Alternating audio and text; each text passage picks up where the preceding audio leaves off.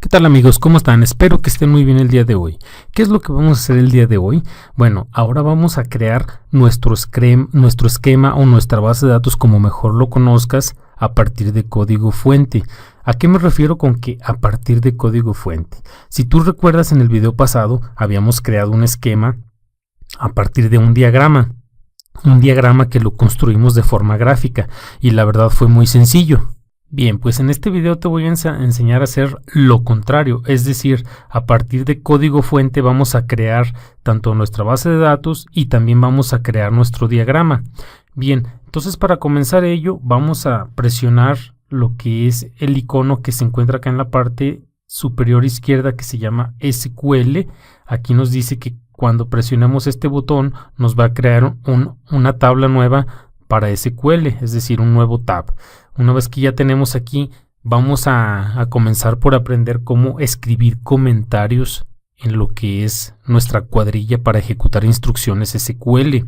Si yo pongo el signo guión, un espacio y enseguida escribo esto es un comentario, bueno, pues realmente como lo dice su nombre, esto es un comentario. También aquí tenemos otra forma de hacerlo que es con el numeral y aquí podemos poner esto es otro comentario. ¿Qué quiere decir? Que cuando yo ejecute estas instrucciones, pues en este caso el compilador del motor de base de datos no va a hacer nada, puesto que lo interpreta como un comentario. Lo primero que debemos de hacer es crear un esquema nuevo mediante una instrucción. Un esquema nuevo, bueno, pues no es otra cosa más que una base de datos. Si te fijas, aquí tenemos la de BD pendientes que ya habíamos creado. Ahora voy a hacer lo mismo pero con código fuente. Para ello vamos a utilizar la sentencia create schema if not exists y se va a llamar BD pendientes. Aquí lo que te comentaba, hay que tener cuidado cómo vas a nombrar tu base de datos, porque en Windows no vas a tener problemas si la pones con mayúscula, minúscula o como tú decidas ponerla. Lo que sí es necesario saber que si la cambias a Linux o a Unix o a cualquier otro sistema operativo que sea sensible a mayúsculas y minúsculas, esto no va a funcionar. Bueno, aquí lo que vamos a hacer es ejecutar esta instrucción. Se ejecuta con el icono que vemos aquí en la parte de arriba. Y vamos a ver qué sucede después de ejecutar esta instrucción. Bueno, aquí nos dice que ha creado o ha afectado una instrucción y también nos dice que no puede crear esta base de datos porque ya existe. Bueno, y de hecho ya existe. Si te fijas aquí, si yo actualizo, bueno, pues ya existe esta base de datos dependientes. ¿Qué es lo que debo de hacer? Bueno, aquí la voy a renombrar como 1 y vamos a ejecutar nuevamente nuestra instrucción. Ahora sí nos dice que ya fue afectada esta instrucción. Vamos a ver si es cierto. Refresco lo que es mi visor de esquemas y aquí ya tengo una base de datos dependientes, pero si te fijas no tiene ninguna tabla todavía. Bien, ahora que ya tenemos nuestra base de datos creada, vamos a contraer un poco esta ventana para que nos permita trabajar de forma más visible. Y aquí ya tenemos nuestra base de datos. Si te fijas aquí, bueno, pues tenemos varias bases de datos. Yo tengo que decirle con cuál quiero trabajar. Aquí, bueno, voy a poner punto y coma, enseguida un comentario usando la base de datos BD pendientes 1. ¿Cómo ejecutamos esta instrucción? Aquí le vamos a decir use BD pendientes. Esta es una instrucción que aunque tú no la veas que se ejecute, lo que le estamos diciendo, ¿sabes qué? De todas las bases de datos que están aquí, quiero que trabajes o que uses la BD pendientes 1. Ejecutamos nuevamente nuestro script y quiero que veas la salida. Volví a ejecutar la instrucción de create schema if not exist BD pendientes. Le estoy diciendo, vuélveme a crear la base de datos pendientes 1 si no existe. Aquí no me está marcando error, pero sí me está marcando una advertencia en la que me dice que no se pudo crear la base de datos porque ya existe. Sin embargo, acá en la última instrucción nos está diciendo use BD pendientes 1 y me dice que sí fue ejecutada la instrucción. Bien, vamos a continuar y ahora lo que sigue es crear una tabla de la base de datos. Bien, si vamos a crear nuestra base de datos y sabemos que se compone de 4 tablas, tú dirás, bueno, ¿por cuál tabla tenemos que comenzar a crear nuestra base de datos? Aquí siempre hay que comenzar por las tablas que no tienen relación con ninguna otra. Si te fijas, personas no tiene relación, bueno, más bien no tiene llaves foráneas de otras tablas. Lo mismo sucede con estatus pendiente. Entonces, bien podríamos empezar con esta tabla y después con esta. y ya enseguida con las tablas que sí tienen relación con alguna otra tabla. ¿A qué me refiero? Por ejemplo, usuarios ya tiene relación, si te fijas, tiene una llave foránea de ID persona. Es decir, para poder crear la tabla de usuarios, primero tiene que existir la tabla de usuarios, perdón, la tabla de personas. Lo mismo sucede con pendientes. Para poder crear la tabla de pendientes es necesario que existan todas las demás tablas que tienen relación con ella. Bien, entonces vamos a poner un comentario aquí en el cual le vamos a decir creando la tabla personas. Una vez que ya pusimos nuestro comentario, nos vamos a disponer a escribir el código fuente utilizando la palabra reservada create, como lo hicimos para el esquema, pero ahora va a ser para una tabla. Create table, aquí si te fijas ya está haciendo la diferencia, create table, y aquí le vamos a decir la misma condición, if not exists. Si no existes, créate. ¿Qué vamos a crear? Vamos a crear la tabla personas. Y aquí la sintaxis es muy sencilla. Abrimos un paréntesis, lo cerramos y dentro de ella van a ir las instrucciones de qué campos son los que vamos a crear. Vamos a comenzar dándole un espacio para que se vea más nítido o más clara nuestro código fuente. Aquí vamos a empezar con el ID. Enseguida aquí vamos a poner las palabras reservadas. Bueno, yo las voy a poner en mayúsculas para que se distingan, sin embargo los nombres de los campos los voy a poner como deben de ser. Las instrucciones que son propias de SQL no interesa que sean mayúsculas y minúsculas, pero por lo pronto ahorita yo los voy a poner en mayúscula. Int, que sé que es el tipo de datos que va a tener mi campo. Null, int, es el tipo de dato. Not, null, no permito que reciba nulos. Y vamos a ponerle otra instrucción que es auto-increment. Si te fijas me las reconoce. Podría decirle aquí que es primary key, pero a mí no me gusta ponerlo aquí. A mí me gusta ponerlo al final de la declaración de todos los campos. Vamos a ver cómo es que se hace esto. Ponemos una coma para indicarle que después de ella existe otra instrucción. La siguiente instrucción es nuestro siguiente campo, que es nombre. Recordamos que es minúscula. Enseguida de ello vamos a ponerle el tipo de dato que es. Yo sé que es un varchar. Si te fijas aquí, bueno, cuando yo empiezo a escribir me autocomplementa el tipo de dato. Bueno, no lo voy a dejar así porque si no me lo deja en minúscula. Varchar. Y le voy a decir que entre paréntesis tiene un tamaño de 60, que es como lo veníamos manejando en el diagrama. Y también le voy a decir que not null. Es decir, no quiero que el nombre venga nulo. Escribimos otra coma y después del nombre hacemos lo mismo con correo. Aquí le vamos a decir que es un varchar y entre paréntesis que tiene un tamaño de 30 y que este sí pudiera ir null. O sea, es decir, que cuando declare una persona pudiera ser que tenga correo o que no tenga correo. También lo voy a hacer con teléfono. Aquí varchar, entre paréntesis le voy a decir que tenga un tamaño de 30 y que sí me permita nulos. Ahora aquí viene lo que te comentaba. Una vez que ya terminé los 4 campos que sé que corresponden a esa tabla, ahora sí le voy a decir las propiedades de dicha tabla o de dichos campos. Una de las propiedades que más me interesa que vayan aquí es primary key. La sintaxis es la siguiente. Escribo la palabra reservada primary key, abro paréntesis y lo cierro y dentro de él va a ir el nombre del campo que es el primary key. Nosotros ya sabemos que el primary key de esta tabla es el ID. Entonces aquí le vamos a decir que el ID es el primary key. Bueno, obviamente aquí recordarás que es con minúscula. Aquí no me marca error, pero si trabajáramos con Linux, claro que sí sería un error este. Entonces si te fijas aquí, pues ya hemos terminado prácticamente nuestra tabla. Aquí te tengo que comentar que antes de cerrar nuestra transacción, tenemos que tener mucho cuidado en lo siguiente.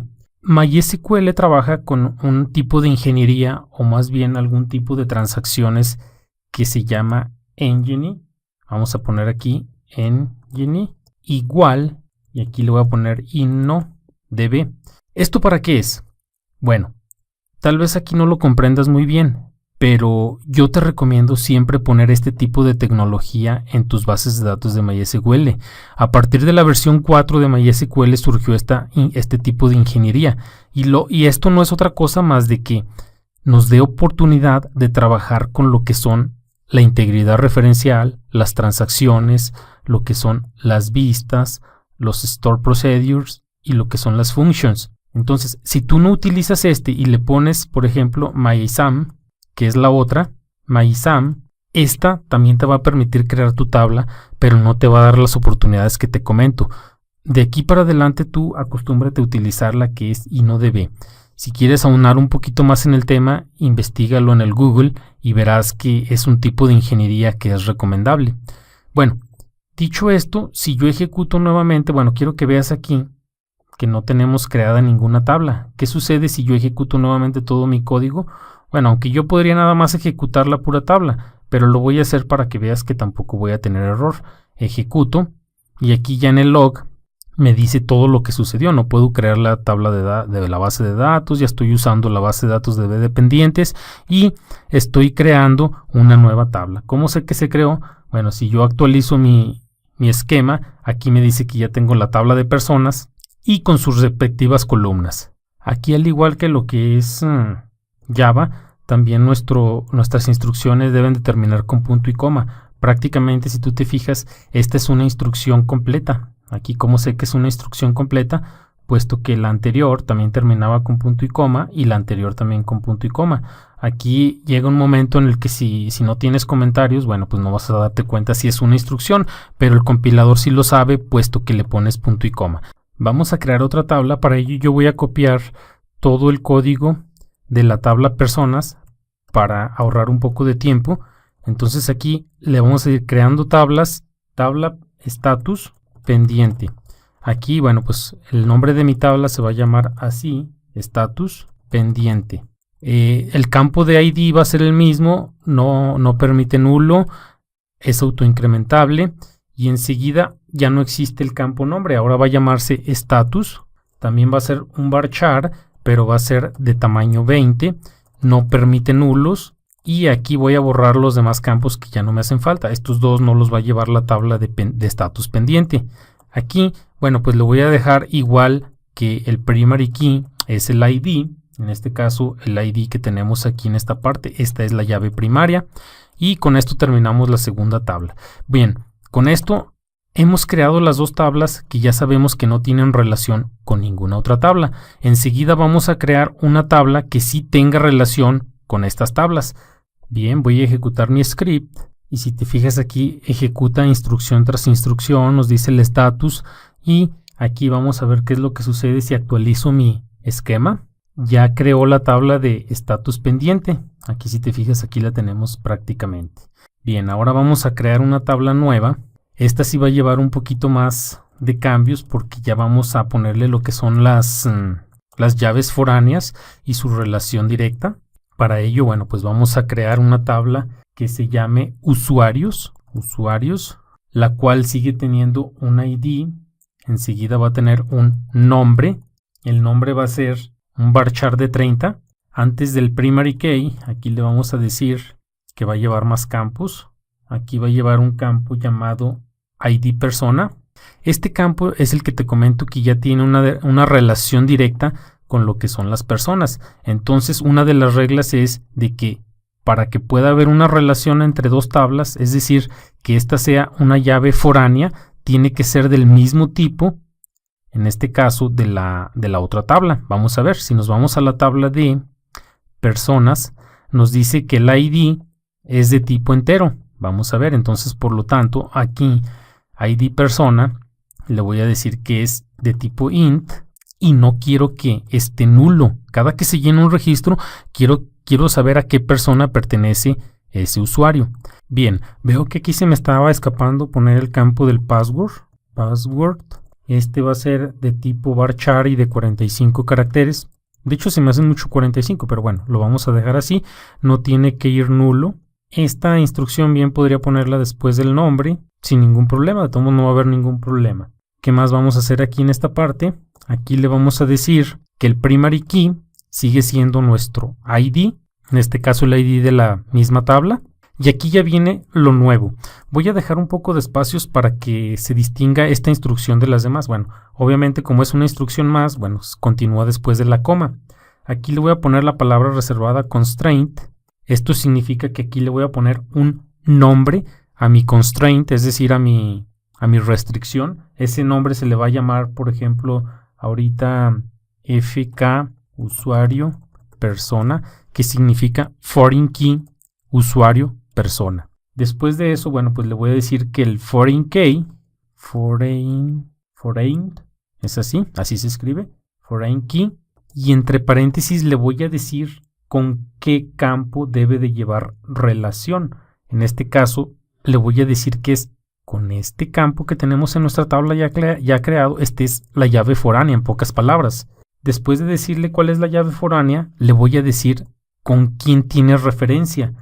En este caso se hace con la palabra reservada, references. Enseguida le decimos cuál es la tabla de la que tiene la relación, personas, y esa tabla, cuál es el campo que tiene relación directa con el ID persona. Bueno, pues aquí ya sabemos que personas tiene su relación directa con el campo ID. Entonces ese es el campo con el que tiene relación directa, y aquí le digo que es ID. Una vez que ya tengo esa parte, podemos decir que ya tenemos creado nuestro foreign key.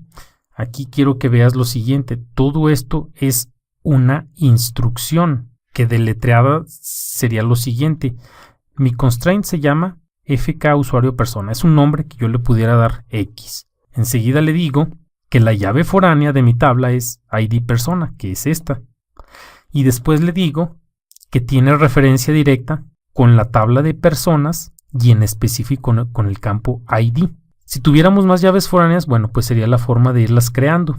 Por lo pronto para esta tabla, aquí terminamos y vamos a hacer la otra tabla, que es la última que nos falta, con una estructura muy similar a la que acabamos de ver, solamente que va a tener más llaves foráneas. Entonces, antes de eso, bueno, pues ejecutamos nuestras instrucciones para ver que no tengamos ningún error, y efectivamente no tenemos ningún tipo de error.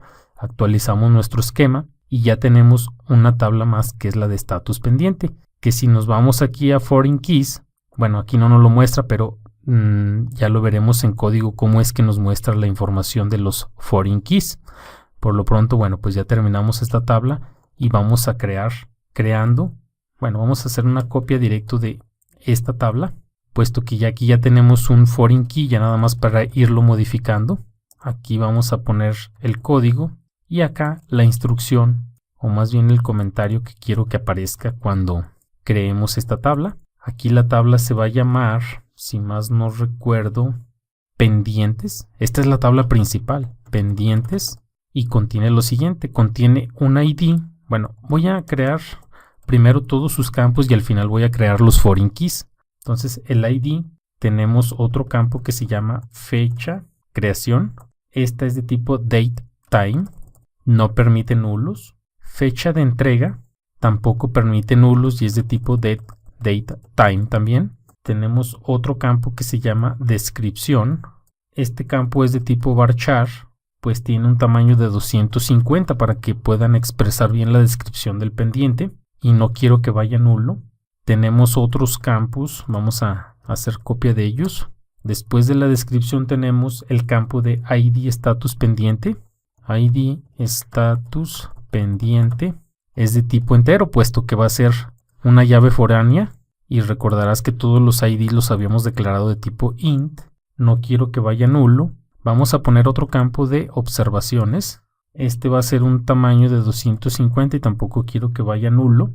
Otro campo llamado ID persona que asignó va a ser de tipo int y not null. O sea, quiero saber quién asignó y no quiero que vaya nulo ese campo. Vamos a crear un campo algo parecido. Persona que asignó. Aquí no va a ser persona que asignó, persona asignado. Es decir, quiero saber a qué persona fue asignado ese pendiente. No quiero que sea nulo. Por último, quiero saber lo que es la solución al pendiente. Como sé que es un campo que no va a ir, que puede ir nulo desde el principio, entonces nada más le voy a decir varchar, qué tamaño quiero que sea, 250. Y listo, con esto ya tengo los campos que yo requiero. Bueno, aquí me marca error porque me falta una coma. Bien, aquí vamos a tener, si tú te fijas, unas cuantas llaves foráneas. De hecho, para ser exactos, vamos a tener 3. Aquí tenemos la primer llave foránea, que si te fijas por su nombre, nos dice que tiene una referencia con la tabla de status. También tenemos otras 2 llaves foráneas que si te fijas tienen relación por el nombre con la tabla de persona o personas. Vamos a crearlas una a una. Para ello, bueno, pues empezamos con ponerle un nombre a nuestro constraint. Aquí ya tengo el código que se necesita. Vamos a ponerle fkpend status, por así decirlo. O sea, puede ser cualquier otro, pero a mí se me ocurrió ponerle ese. Una vez que ya tenemos creado el nombre, bueno, le vamos a decir quién es el campo, que es el primary key, perdón, la llave primaria o foránea, que es esta. En este caso, el status pendiente. Y le vamos a decir con qué tabla tiene la relación directa. En este caso es status pendiente. Si te fijas, acá tenemos nuestra tabla que se llama status pendiente y directamente con el campo ID. Vamos a decirle aquí que es con el campo ID y ya tenemos nuestro primer constraint. Hacemos lo mismo con los otros 3 campos. Bueno, yo voy a copiar el código, le pongo una coma para decirle que hay otra instrucción y aquí el otro se va a llamar fkid persona asignado persona, persona asignado persona. Aquí le voy a poner que el campo con el que tiene la relación, o más bien el campo que es la primary key, aquí le vamos a decir persona que asignó, ¿sí? Y bueno, pues tiene directamente su relación con la tabla personas y directamente con el campo ID. El otro constraint va a ser muy parecido a este. Bueno, aquí lleva una coma porque es otra instrucción. Aquí le voy a poner por nombre fkid personas, persona asignado persona. Persona asignado persona. Aquí nomás varía una letra. Te digo, este nombre puede ser el que tú quieras, algo que te haga referencia al constraint, pero no tiene que ser alguna regla en específico. Aquí el campo ahora va a ser el que sea la foreign key, y sigue teniendo relación directa con personas, persona ID, que es el campo con el que tenemos la primary key en la otra tabla. Una vez que ya tenemos nuestro código, bueno, pues podemos ejecutarlo y prácticamente con esto ya tendríamos nuestras cuatro tablas creadas. Vamos a ver, ejecutamos, no nos marca ningún error y si nos vamos a nuestro esquema, aquí ya tenemos que tenemos creadas 4 tablas. Bien, ya por último, para que no se alargue tanto este video, vamos a hacer el paso contrario que te había comentado. Recordarás que antes habíamos creado una base de datos a partir de un diagrama. Ahora creamos una base de datos con código fuente y a partir de él vamos a crear su diagrama. ¿Cómo se hace esto? Nos vamos al menú Database y seleccionamos la opción Reverse Engineer.